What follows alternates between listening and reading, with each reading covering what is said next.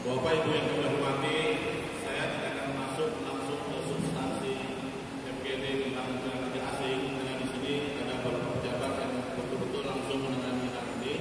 Saya ingin menjelaskan dulu secara makro tentang keberadaan PT BRI.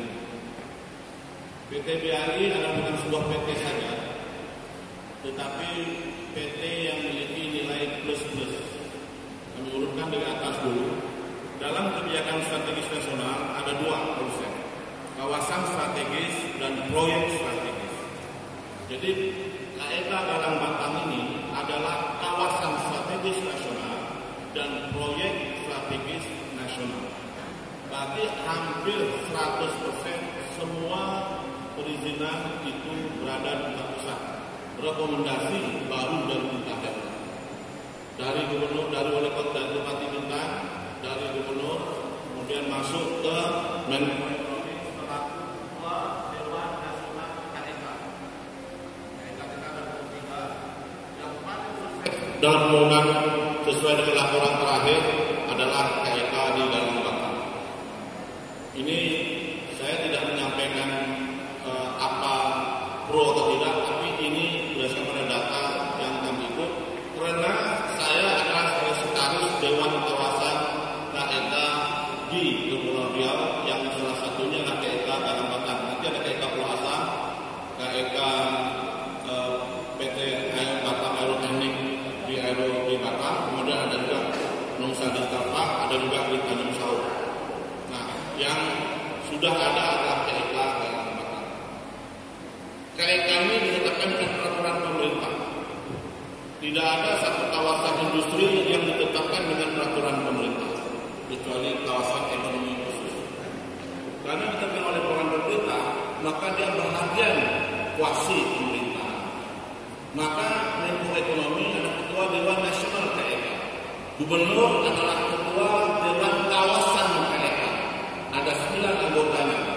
Wakilnya adalah Bupati Bintang. Anggotanya ada 3 dari pusat, 3 dari provinsi, 3 dari kabupaten kota. Dari pusat siapa? Kanwil Pajak, Kanwil Hukum, Kanwil Pajak, Kanwil Hukum dan Kanwil Pelayanan Pajak, Kantor dan Cukai dan Kantor Pelayanan Imigrasi. Beliau langsung. Kemudian dari provinsi mana? Sekda, Kepala Bapeda dengan Kepala Dinas PTSP. Di Bintang, Kepala Bapeda Bintang atau Bapalima, kemudian PTSP dan terakhir adalah Kepala Dinas Industri Perdagangan. Karena ini KEK industri. Kalau KEK pariwisata, Kepala Dinas Pariwisata di sektor ini.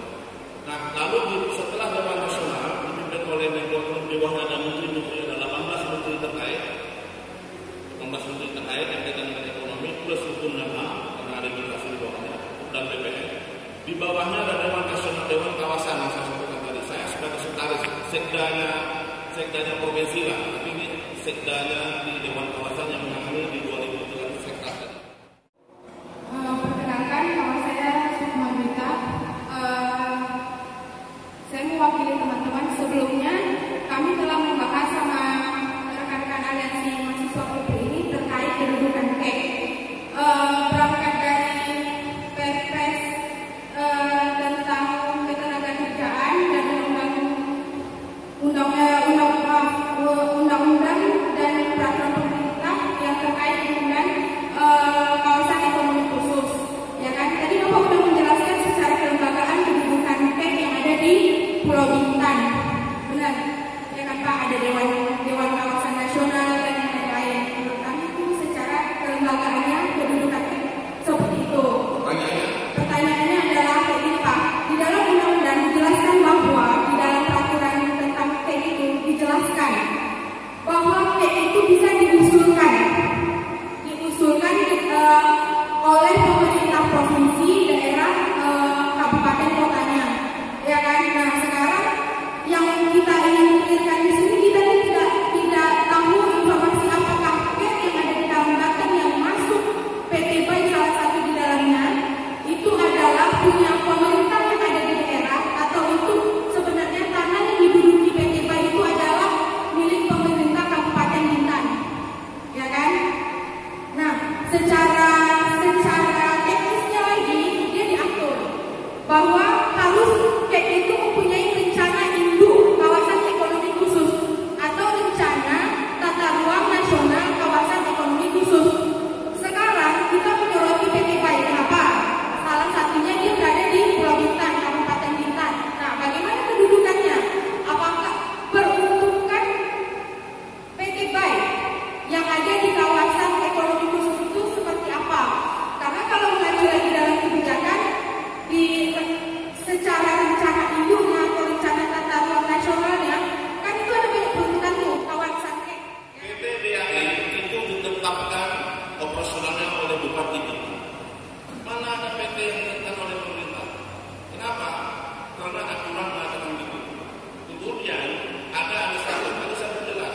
Dewan Nasional, Dewan Kawasan, administrator, sampai administrator dan pemerintah, di bawahnya ada BPP, Badan Pengelolaan dan Pengembang. Badan Pengelolaan Pengembang ini boleh BUMN, boleh badan usaha milik daerah, boleh badan usaha swasta, boleh badan usaha milik koperasi, dan PTBI adalah kuasi pemerintahan. Maka wajib untuk membackup PTBI ini bukan karena PT-nya, tetapi aset yang ada 27 triliun yang akan mempekerjakan kira-kira 5.000 orang tahun 2020. Yang 2 minggu yang lalu mereka merekrut 900 orang yang dapat 1.800 orang. Yang tenaga kerja asingnya memang 500 orang, mereka ini hanya mendatang. Kenapa? Karena proyek ini adalah key project.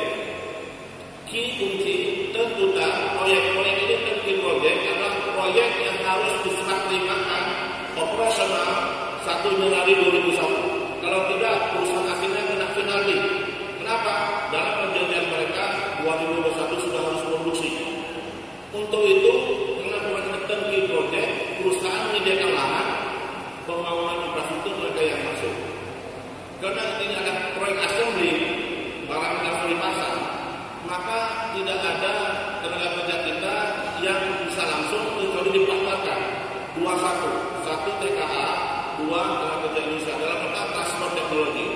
Dari 2 TKI tadi di Indonesia, 1 mereka rekrut Indonesia disekolahkan 82 orang di Cina yang kemarin sudah pulang dengan harapan begitu tenaga kerja asing pulang, mereka sudah bisa transfer teknologi, transfer sumber daya manusia, dan transfer capital.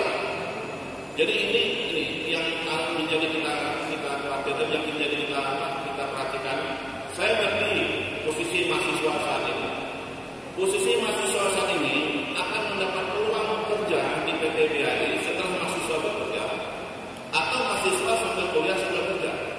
Tapi agak susah. Kenapa? Karena nanti PTBI akan menciptakan 5.000 lapangan kerja baru, ditambah estimasi 15.000 supporting industri yang bekerja di UKM.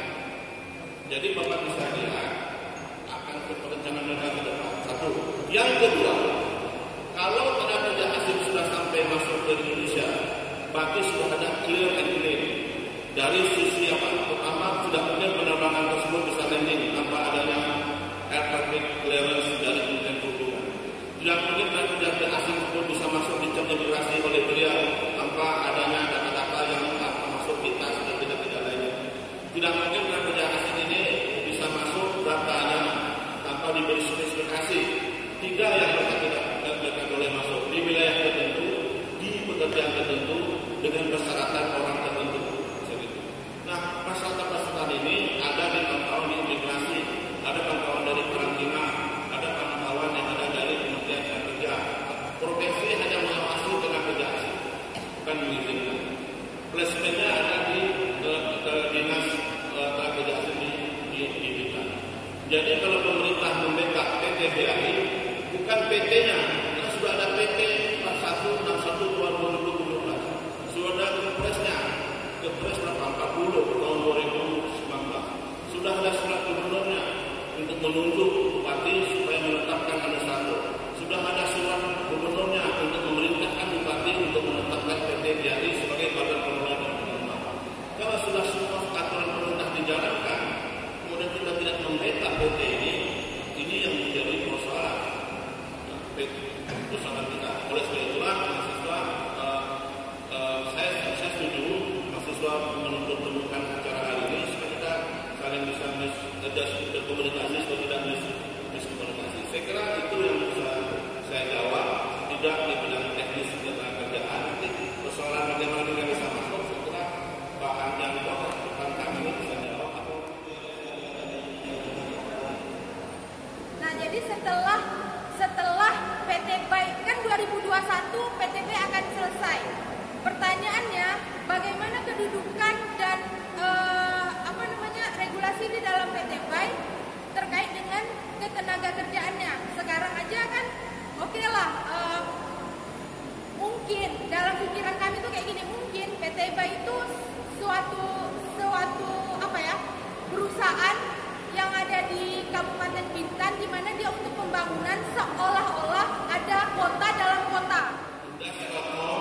within the city.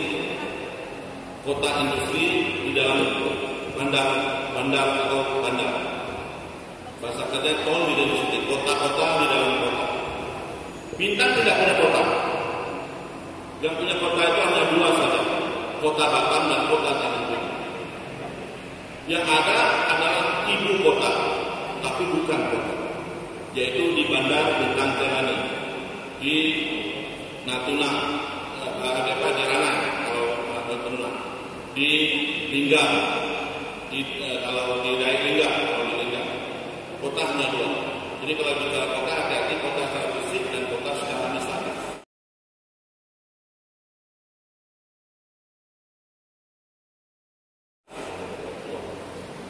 Nanti di kawasan itu akan ada kota industri. Kenapa harus ada kota industri? Karena di setiap pertambangan yang besar, industri pertambangan, perindustrian besar, pasti ada kota industri. Kita sebutnya industrial city. Batam itu kota industri. Pertama ada pulau industri, baru jadi kota industri. Bahkan mau jadi provinsi industri kemarin, walaupun belum di sini. Nah, oleh sebab itulah, kalau ada nanti 23.000 orang yang terlibat dalam pekerjaan di situ, dengan core bisnis yang 5.000 orang tadi, tidak mungkin orang tinggal di dalam asrama semua. Kenapa? Karena aturan di KEK tidak boleh ada penduduk yang tinggal di dalam KEK, yang boleh ada pekerja. Demi itu.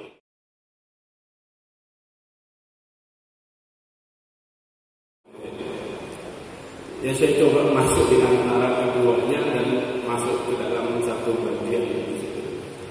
Ya, dari banyak hal yang menarik ya, baik yang disampaikan oleh Pak Samsul ataupun tadi kawan dari mahasiswa tadi berkaitan dengan TKA, dengan posisi tenaga kerja atau posisi kawasan, ya, posisi kawasan yang ada di Kabupaten Bintan, khususnya di BTB itu sendiri.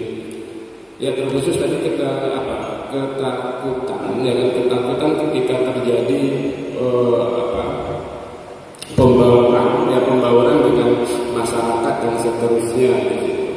Nah, tadi sama ya kan, bahwa di kawasan yang sifatnya KEK di situ, ya, kalau kita lihat beberapa yang daerah atau provinsi yang menerapkan di KEK juga mereka membuat satu wilayah isolasi.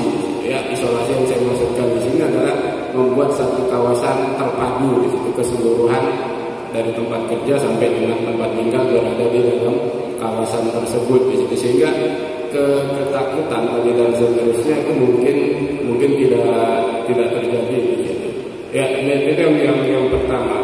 Nah, justru yang saya tangkap, ya, yang saya ingin lihat selanjutnya di situ adalah tadi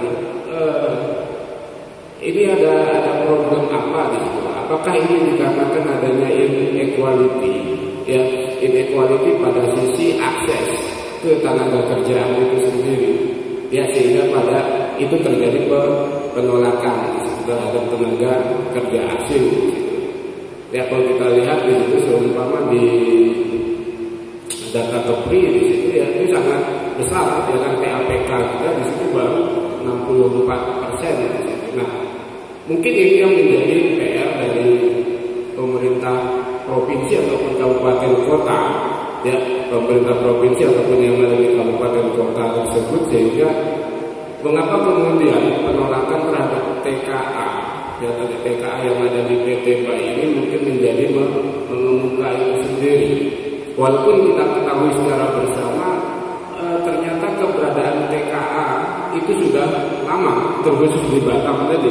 Ya kan, atau seumpama kita masih ingat kasus lama yang terjadi di Batam, yang terjadi perkelahian antara tenaga kerja asing India dengan tenaga kerja lokal itu sendiri.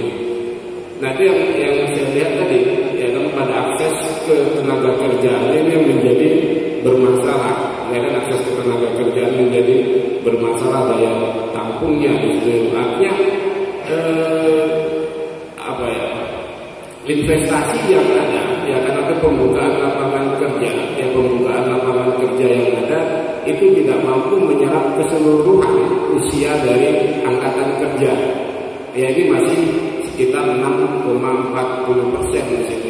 Ya kalau diangkakan mungkin bisa sampai dengan ribuan. Nah itu yang pertama. Nah yang kedua juga seharusnya kita bisa melihat gini. Ya kalau tadi seumpama Pak Samsul ada cerita entitas dan seterusnya, ya kan kita juga harus melihat, ya kan kalau seumpama yang sekarang ya di Perpres atau Kepres yang baru atau di Kemen Naker di situ, dia ada mewajibkan tentang RP2 TKA. Nah ini yang sering kita lihat di situ, ya penyalahgunaan izin,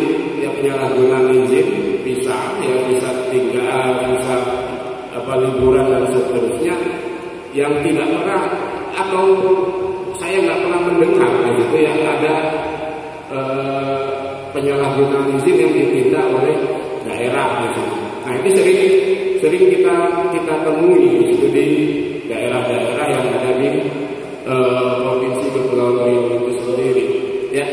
Nah seperti itu sudah pernah ada Pak dari Kawinkumham khususnya di imigrasi di situ yang memproses atau mendeportasi ya warga negara asing yang menggunakan izin yang bukan untuk peruntukannya untuk tenaga kerja. Nah itu yang nggak pernah kita lihat di sini. Ya, yang nggak pernah kita lihat. Dan juga kalau kita lihat di sisi lain, ya kan kita juga kebanjiran migran. Ya, kita juga kebanjiran migran itu sendiri. Nah, itu juga menjadi permasalahan. Ya, nah saya kira itu dulu di sini. Saya coba mencari fokus yang mau bicara kemana belum ketemu. Ya kan karena ini lari ke sana, lari kemari dan seterusnya. Mungkin itu dulu buka dari saya.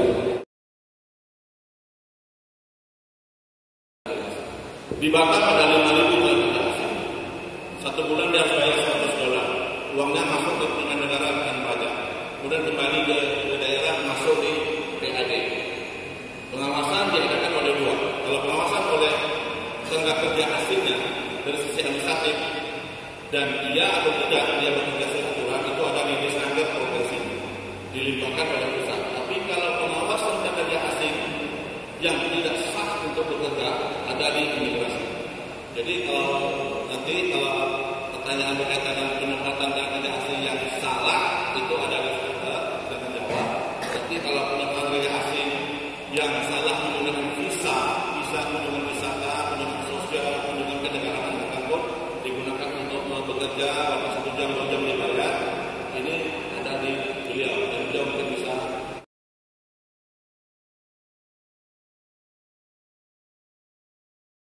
Assalamualaikum warahmatullahi wabarakatuh. Selamat pagi. Yang hormat mungkin saya izin mohon berdiri bapak-bapak. Ada bapak dari Kanwil, bapak Ibnu, bapak moderator dan bapak dari Umrah ya. Di sini izinkan saya mungkin sedikit memberikan pandangan terhadap adik-adik. Di sini saya dari akademisi SDI Pembangunan Tanjung Pinang. Nama saya Rahmat tadi ya. Saya insya Allah juga kembali lagi jadi mahasiswa ya. Jadi kontrak kita sama. Maksudnya itu jenjang kalian nanti pun bakalan naik juga. Di sini saya ingin menjelaskan terkait tentang KEK. Jadi KEK Bintang sendiri, ya ini setahu saya ya. Saya mungkin izin kalau misalnya nanti ada kesalahan, adik-adik revisi sedikit ya, adik-adik dari mahasiswa. Jadi di sini untuk KEK sendiri itu sudah masuk dalam RPJMN, rencana nasional ya. Jadi KEK sendiri itu masuk prioritas ya, rencana prioritas nasional. Tetapi yang kita butuhkan ini ya kan mungkin masalah regulasi di tempatnya. Contohnya tadi masalah lahan ya, masalah regulasi terkait peraturan pemerintah daerah dan lain-lain.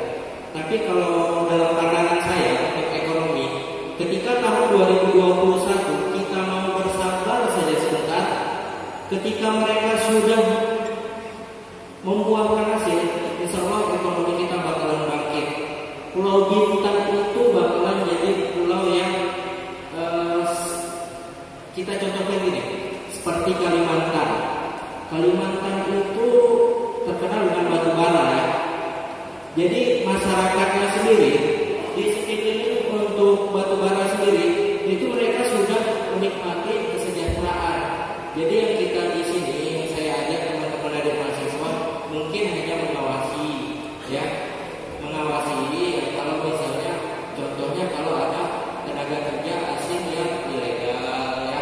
Tapi kalau untuk KEK sendiri ini sudah diatur dalam surat edaran Perpres ya, Perpres nomor 2018. Saya ada bawa bahan juga, dan juga sebenarnya saya minta kepada panitia slide saya ditampilkan ya, karena di sini ada beberapa bahan yang saya tampilkan. Masalah hilirisasi sumber daya alam melalui kawasan industri di luar Pulau Jawa, dan juga 9 kawasan industri prioritas nasional itu termasuk KEK Galang Batang. Jadi sebenarnya kita patut berbangga daerah kita ini masuk skala prioritas nasional. Tetapi pada saat pelaksanaannya saja mungkin ada pengawasan ya. Dan juga kita diminta bersabar untuk 2021 pada saat PT Bain itu sudah menghasilkan. Di sini juga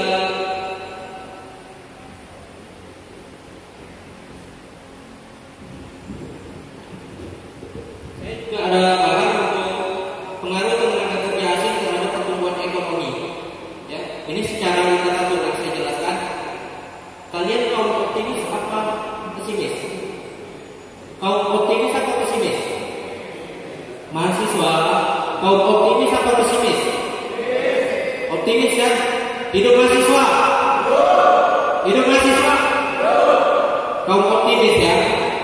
Jadi di sini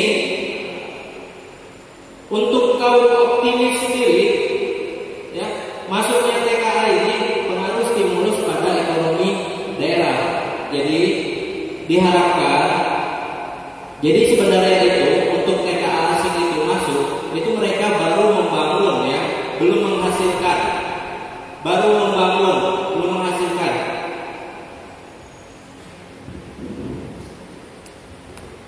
Dan juga di sini seperti yang Pak Samsul Bakung tadi ada yang positif, ya, ada yang positif. Di sini kita transfer knowledge, teknologi terhadap tenaga kerja asing dan tenaga kerja lokal. Jadi ketika tenaga kerja lokal sudah siap, tenaga kerja asing itu bakal dipulangkan, ya. Jadi di sini hanya perlu waktu, ya, antara transfer knowledge. Contohnya tadi yang Pak Samsul Bakung jelaskan. Masalah assembling, barang-barang itu kan produknya dari Cina, mesin ya. Jadi mereka mentransfer mesinnya plus ahlinya. Jadi contohnya ada beberapa mahasiswa yang disekolahkan di Cina ya, beberapa waktu yang lalu, seperti Pak Samsul Bakung bilang, itu mereka sudah memiliki knowledge dan teknologi, sudah mengetahui. Jadi ketika mereka sudah masuk, beberapa tenaga kerja asing ini bakal dipulangkan. Jadi hanya butuh waktu ketika masyarakat siap dan kalian juga siap. Sudah kalian sudah memiliki keahlian, knowledge dan teknologi mesin-mesin yang ada di PT Bain tadi, ya. Kalian bakal dipekerjakan di situ dan tenaga kerja asing bakal dipulangkan. Itu saya ambil dari literatur literatur yang saya baca.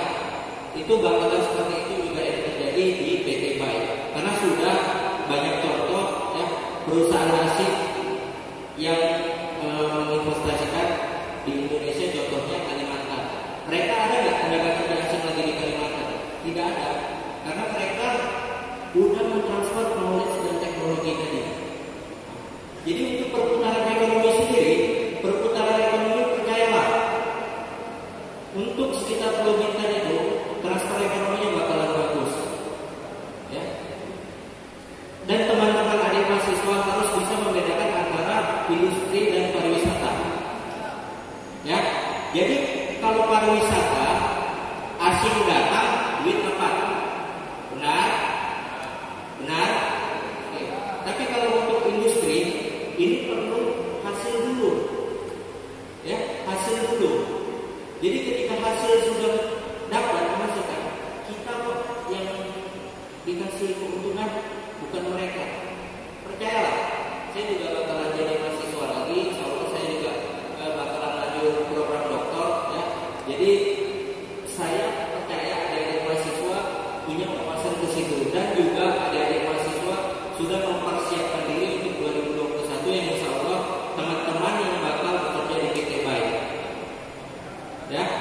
Dan alhamdulillah sendiri kami dari pihak STI sendiri ada beberapa mahasiswa kami atau alumni kami yang sudah bekerja di PT Baik tersebut, karena mereka sudah mempersiapkan diri, contohnya keahliannya bahasa Mandarin, ya, terus sesuai dengan kebutuhan yang ada di sana. Contohnya di manajemen keuangan, mereka sudah menyiapkan keahlian mereka dan sudah dipekerjakan di PT Baik. Saya percaya adik-adik punya kemampuan ke sana, abang-abang mahasiswa punya kemampuan untuk menggantikan para pekerja asing tadi. Kalau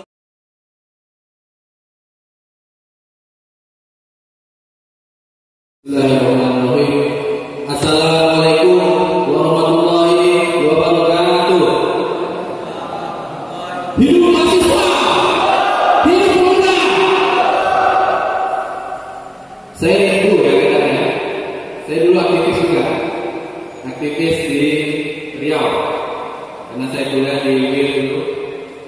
Jadi terima kasih kepada aliansi mahasiswa Kepulauan Riau, kalian telah menyuarakan suara rakyat. Kalian telah berhasil menjadi agent of change. Inilah yang disebut sebagai parlemen, ya, parlemen yang masyarakat. Karena parlemennya yang sudah sesuai dengan regulasi yang sudah dulu sulit kita temui. Nah, inilah parlemen masyarakat tersebut. Saya berharap isu ini bukan hanya jadi isu daerah, tapi juga isu nasional. Kenapa? Karena semuanya regulasi itu terdapat di pusat. Kalau dapat kita giring ini sampai ke TV One, sampai ke Metro TV.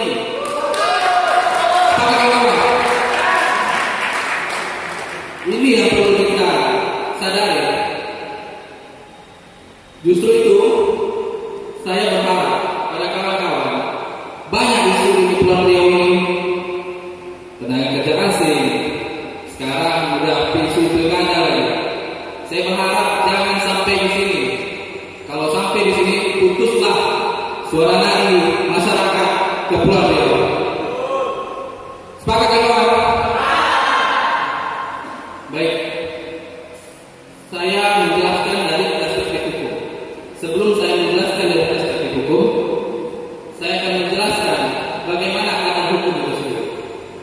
Ketika perumpamaan ada kecelakaan di depan asrama haji ini, maka saya sebagai orang hukum akan bertanya siapa yang salah. Tetapi akademisi dari STAN, dari STE akan bertanya siapa yang rugi, karena beliau orang ekonomi, saya orang hukum. Maka dari itu saya akan bertanya siapa yang salah dalam hal tersebut. Kalau ada ekonomi bertanya siapa yang rugi dalam hal tersebut, karena hakikatnya memang seperti itu. Jangan diubah. Ini kita tidak cari siapa yang salah. Bagaimana itu? Saya sebagai orang hukum justru melihat sesuatu perspektif dari bahasa hukum, melihat siapa yang salah. Seperti itu. Jadi kalau dilihat dari regulasi, kita mempunyai instrumen hukum. Instrumen hukum itu adalah gugatan atau tuntutan.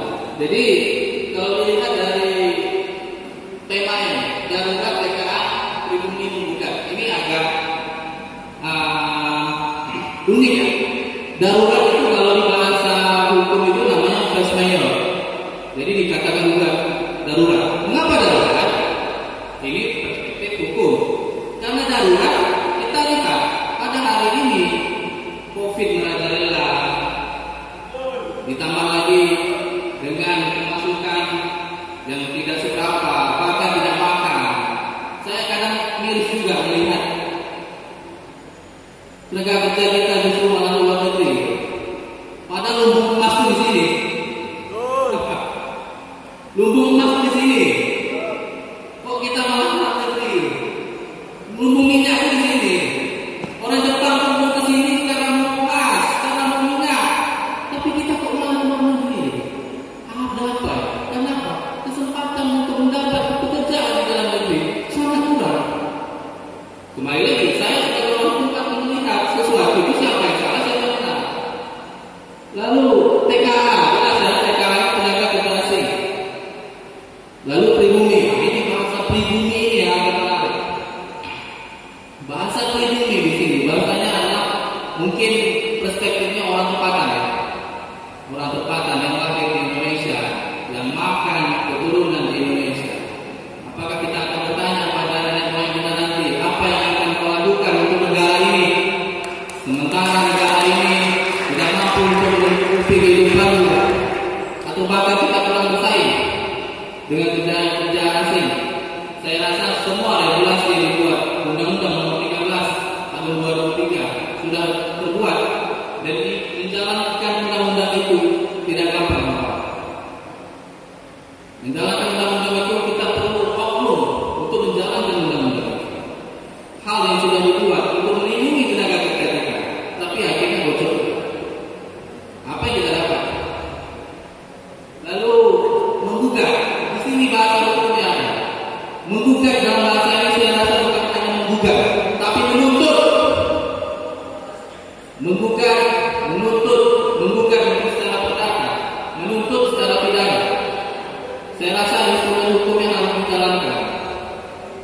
Saya kawan-kawan ingat perjalanan menjadi aktivis di Riau. Itu sangat mudah. Apalagi waktu itu ada Karhutla. Kami membuat presiden waktu itu. Apa kalian sepakat untuk membuat presiden? Karena regulasi ini berada di pusat, kawan-kawan. Tidak hanya di sini.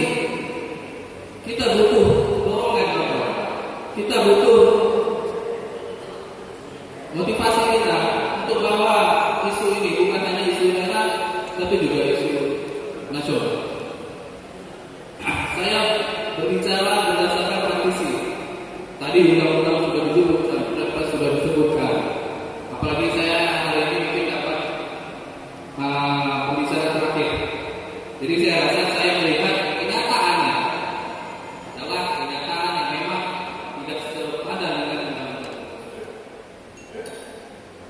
Kembali pada instrumen hukum tadi, Undang-Undang Nomor 13 Tahun 2003 sudah menjelaskan bahwasanya undang-undang itu melindungi tenaga kerja. Ya kan?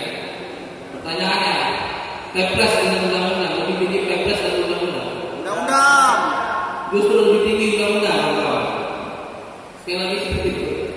Makanya saya kadang bertanya di Facebook, bukan main, di media online bukan main. Satu menyerang ini yang setuju, ini tidak. Ini setuju Nea, ini tidak. Makanya kawan-kawan, pilih pemimpin rakyat itu yang baik.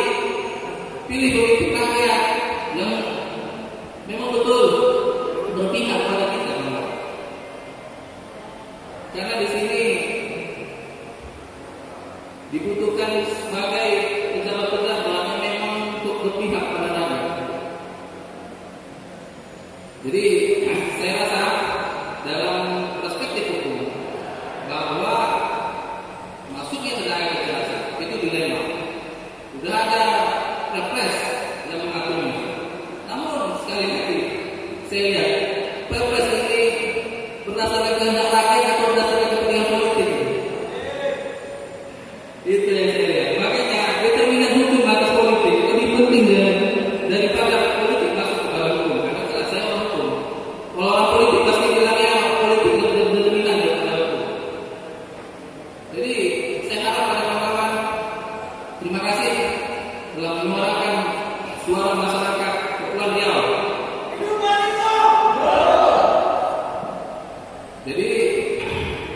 Saya berharap isu ini bukan selesai sampai di sini. Tahu kenapa? Seperti ya. Kenapa? Karena isu ini kalau bisa sampai nasional, ya kan?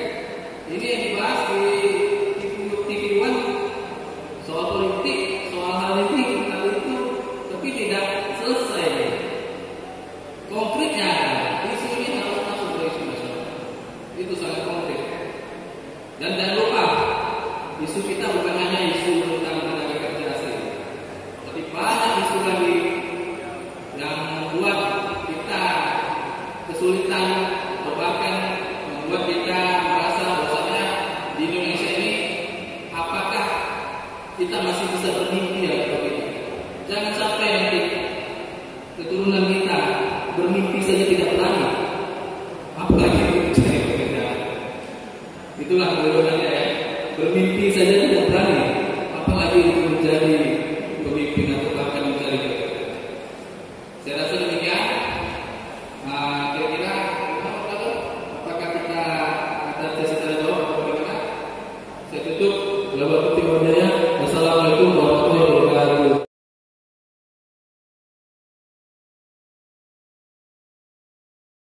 Kalau dilihat dari konteks kebijakan publik seperti yang sudah disampaikan tadi, tentu harus melihat pada tataran regulasinya. Saya yakin kalau memang sudah beroperasi, artinya secara administrasi proses-proses tadi pasti sudah dilengkapi, paling tidak seperti itu.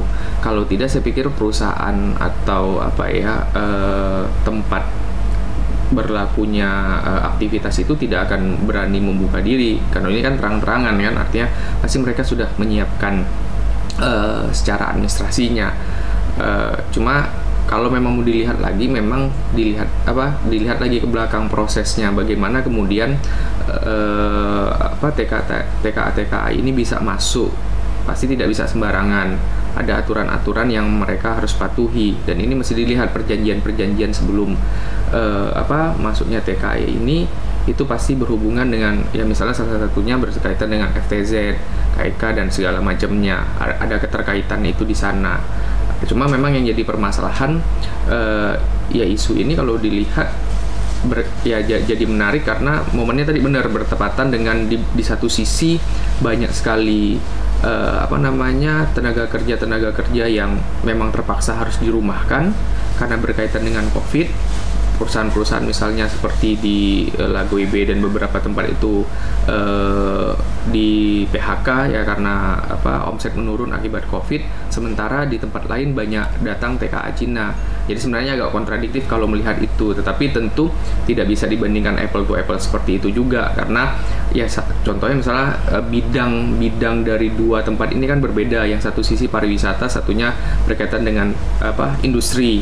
Basicnya tentu juga membutuhkan skill basic yang berbeda. Nah, jadi memang itu yang dimanfaatkan. Kalau ya sebenarnya wajar kalau kita melihat pada sisi ya tadi saya bilang keterkaitannya, di satu sisi banyak sekali PHK yang mengakibatkan korban dari pekerja-pekerja karena omset di perusahaan-perusahaan itu menurun dan mereka diberhentikan. Tapi di satu sisi kan kemudian datang tenaga kerja asing yang ya bagi orang yang saya paham dari sisi mereka yang diberhentikan pasti akan berpikir, loh aku aja diberhentikan sementara yang lain datang masuk tiba-tiba langsung kerja.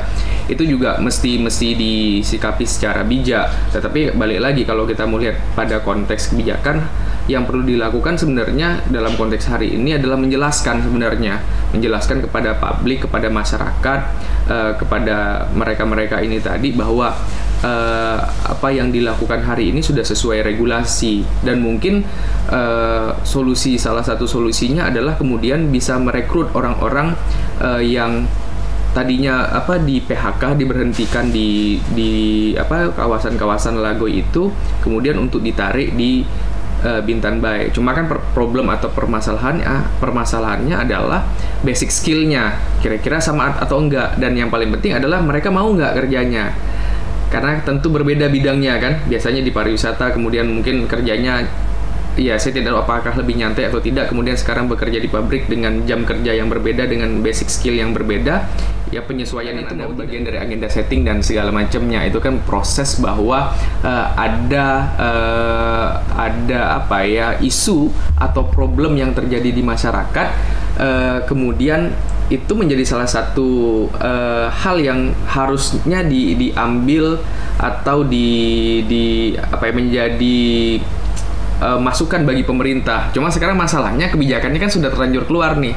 Nah, problemnya kan itu. Jadi dia tidak bisa lagi masuk dalam perumusan. Mungkin nanti yang harus diperhatikan itu tadi saya bilang, menyampaikan atau mensosialisasikan kebijakan ini kepada masyarakat. Bagaimana manfaat yang bisa dirasakan. Apa sih sebenarnya kalau kita bicara kebijakan ini kan kita bicara jangka panjang. Mungkin hari ini nggak bisa dirasakan, tapi next bagaimana ke depannya dengan adanya kebijakan TKA ini masuk, itu perlu diperjelas. Nah, problemnya memang hari ini, ya saya sepakat memang di COVID ini kan kadang-kadang penyampaiannya jadi tidak maksimal.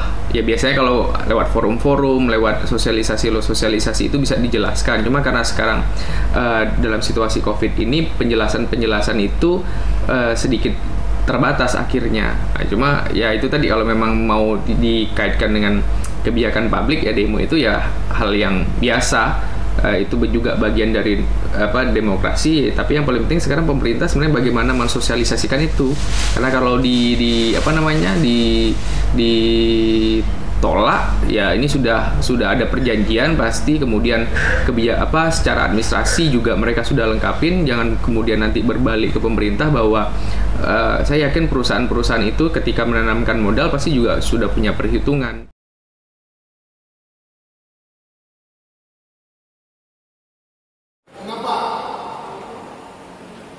PTB itu berada sesuai dengan Kepres, ya, itu berada pada sejarahnya pada tahun 2014 dibentuk, dan sampailah ujungnya sekarang permasalahannya TKA datang ke kita. Adik-adik mahasiswa dan rekan-rekan pemerintah, kalau tidak ada PTB, tidak ada tenaga kerja asing yang datang ke sini. Tapi sudah disampaikan oleh CEO tadi, Pak Samsul Mahdur, bagaimana mereka bisa sampai datang ke Pulau Bintan. Terus juga dari akademis juga tadi sudah sampaikan. Dari akademis yang kedua juga sampaikan. Kami kantor imigrasi kelas 1 DPI Tanjung Pinang, berdasarkan undang-undang, kita bekerja sesuai dengan aturan. Mereka datang ke Tanjung Pinang, mereka sudah mempunyai izin, mereka sudah mempunyai paspor, semua sudah dari pusat. Dan perlu kita tahu semua. Mungkin ada yang nggak waktu belum datang tuh Pak Luhut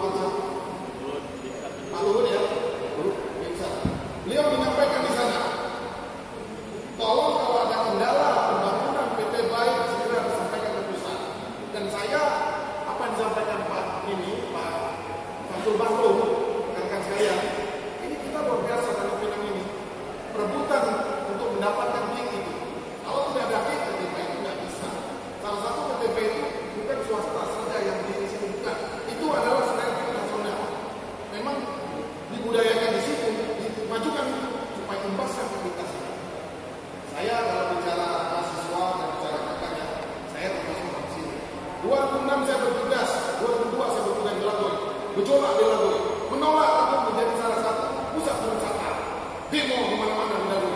Tapi gencarnya pemerintah, kuatnya pemerintah untuk memajukan Lagoy. Sampai detik ini, akhirnya kita tidak bisa melawan takdir. Apa takdir? Covid atau tutup. Kita ada kesempatan di tempat lain, bukan di kita. Saya mendengar di Aceh baru ini masuk, dimasalahkan juga. Karena mereka tidak bisa. Rekan-rekan saya imigrasi Aceh, daerah timur juga itu proyek strategi nasional. Mereka sama siap. Saya sudah memulangkan mereka yang deportasi di zaman saya sekarang, ya sudah sekitar hampir 500 atau 300 yang deportasi. Macam-macam. Silakan ngomong ke kantor saya. Ada yang narkoba, ada yang KDRT, ada yang pencuri ikan, ada yang penyalahguna izin. Tapi kami harus hati-hati. Nanti dianggap indikasi tidak mendukung. Kalau pengawasan kita sudah bentuk, ya rekan-rekan bapak-bapak sekalian, kita sudah bentuk temporal. Temporal di sana ada kejaksaan, Pemda, ada juga dari kepolisian, ada juga dari angkatan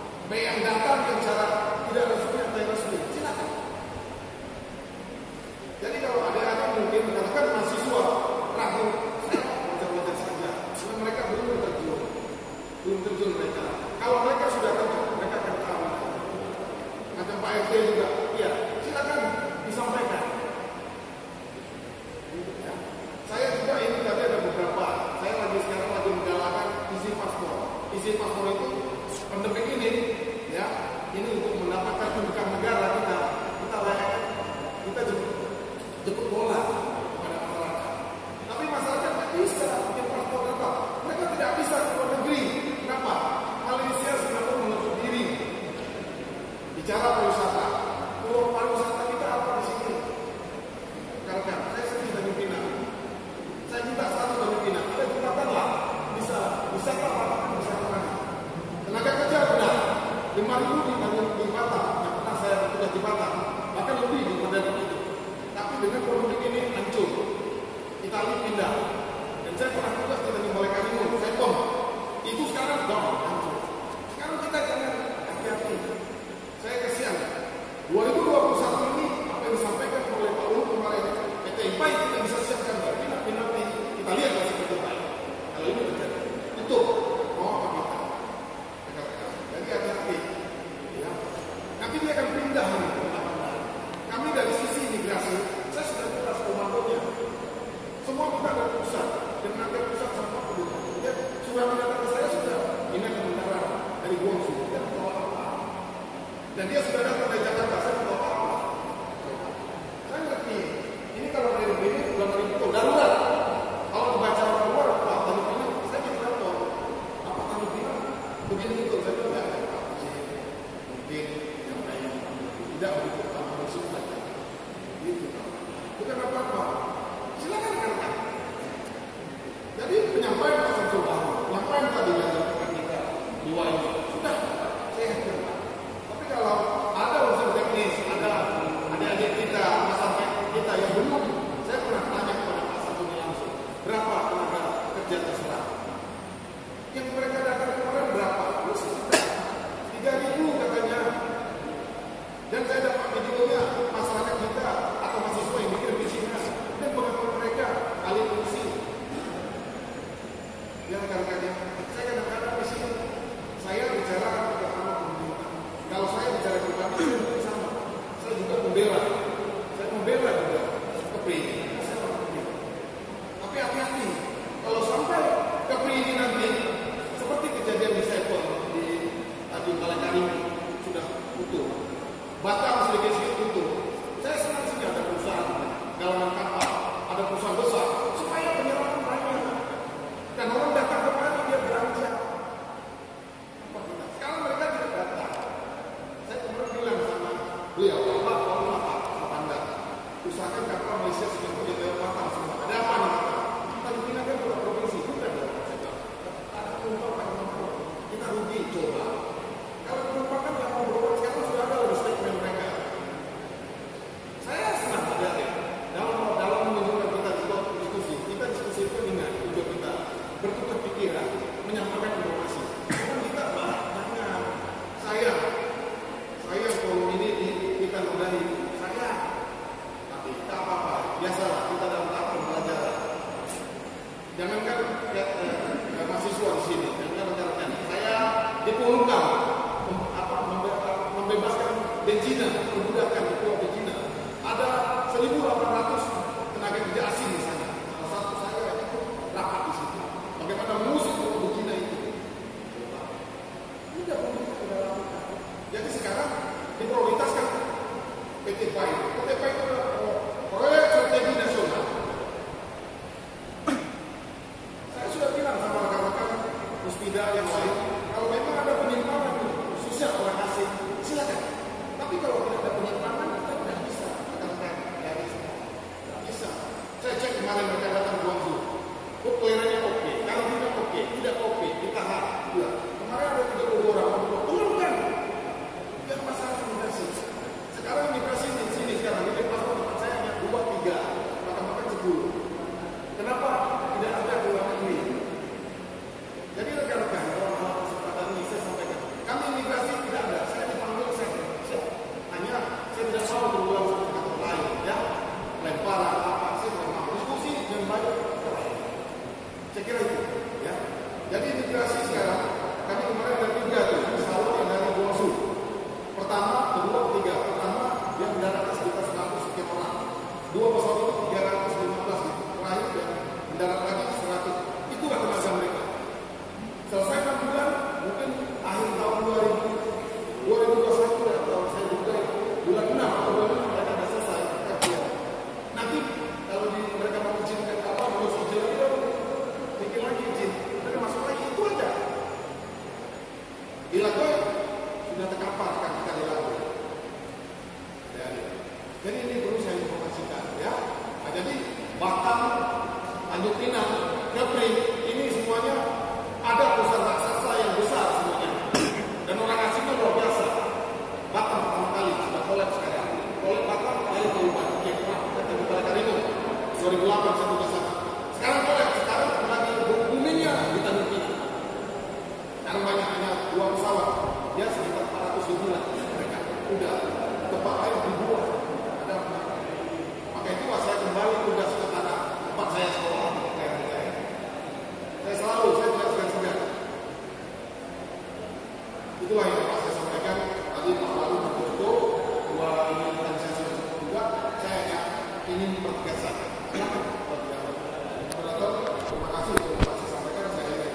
kepada yang terhormat. Assalamualaikum warahmatullahi wabarakatuh.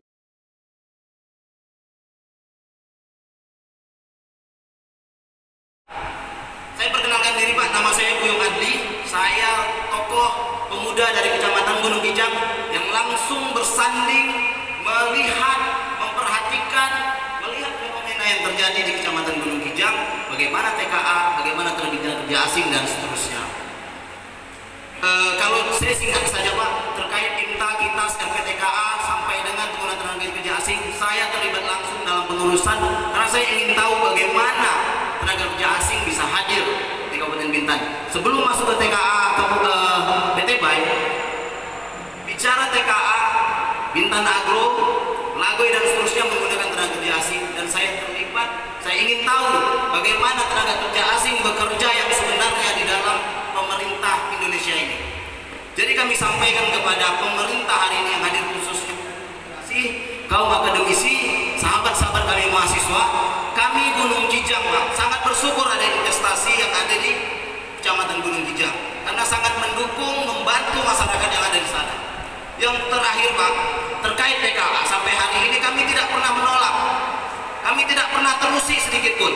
Apa yang disampaikan oleh Pak RT tadi, itu beliau sama-sama kami ikut serta di dalam kegiatan-kegiatan penolakan yang ada terhadap pencemaran lingkungan. Penyetopan kapal yang ada di sana adalah saya Pak. Namun saya coba berpikir lebih jernih, bagaimana masyarakat yang ada di Kecamatan Gunung Kijang, Kabupaten Bintan, Provinsi Kepulauan Riau mendapatkan peluang kerja yang begitu layak dan baik. Hari ini pertanyaan saya yang perlu didiskusikan adalah bagaimana memorandum of standing yang dilakukan pemerintah kepada PT Bay terhadap penerimaan tenaga kerja asing. Jadi kami dari Kecamatan Gunung Kijang, khususnya orang yang langsung terlibat di sana, ikut serta bekerja di sana, kami tidak merasakan ada gejolak sesuatu hal. Jadi dalam hal ini kami sampaikan kepada pemerintah, saya selaku tokoh pemuda yang ada di sana beberapa waktu berdiskusi, kami hanya ingin bilang, kami mendukung investasi yang hari ini memberi kehidupan.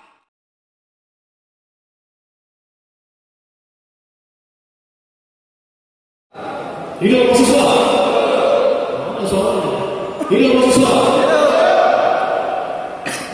Saya mahasiswa tapi kan tadi nggak selesai. Jadi jadi polisi.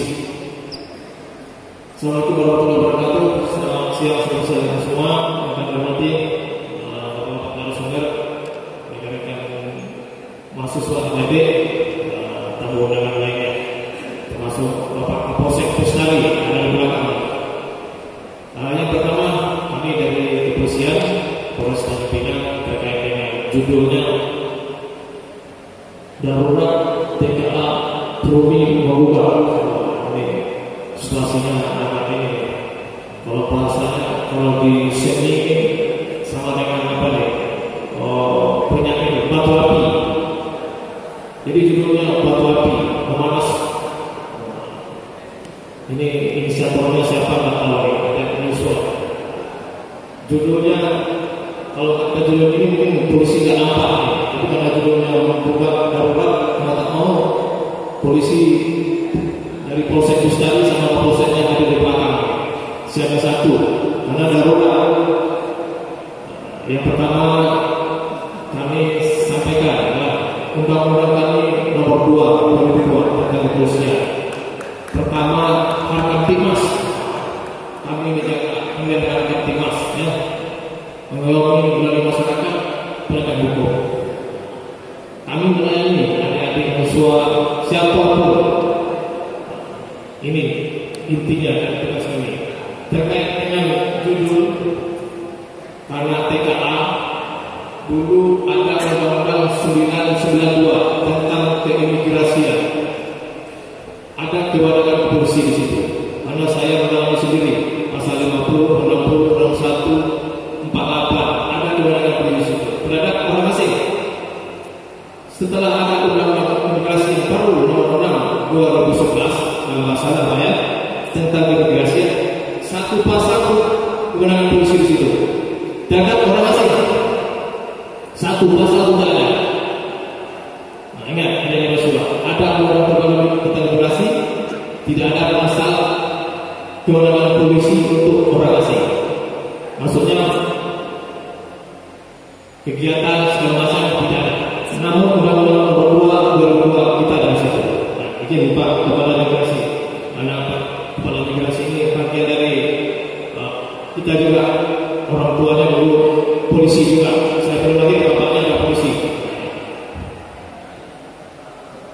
terkait dengan kegiatan hari ini, ya kami aspirasi juga ya dari apresiasi juga dari mahasiswa ini, karena ini kayaknya bukan puncaknya, puncak kegiatan menyampaikan aspirasi. Mungkin ada lagi tahapan berikutnya nih, Pak. Karena ini baru pembukaan, jadi ada mahasiswa ini pandai ya, memancing emosinya asisten gitu ya. Kalau saya akan kepancing, mengamankan, cegah ya Pak Bin ya, Bin ada juga.